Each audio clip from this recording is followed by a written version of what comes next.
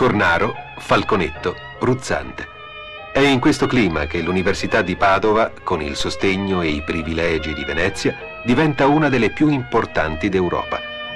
Di qui, infatti, passò tutta la cultura europea, da Copernico a Tommaseo, dal Tasso al Fusinato.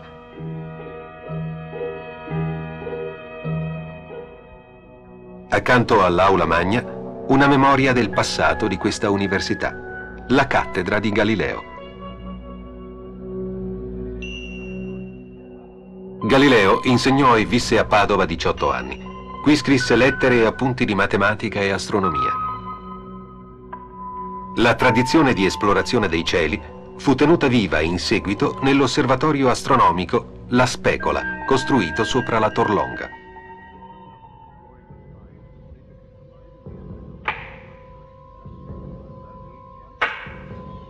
Ma anche il teatro anatomico, il primo di questo tipo in Europa, testimonia la ricca e remota tradizione scientifica dell'Ateneo.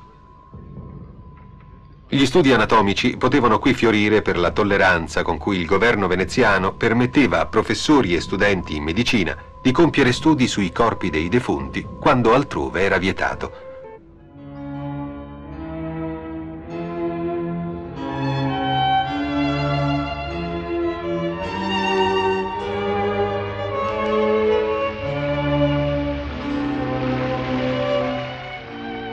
Un altro primato dell'università è l'orto botanico, progettato a metà del Cinquecento dal Moroni.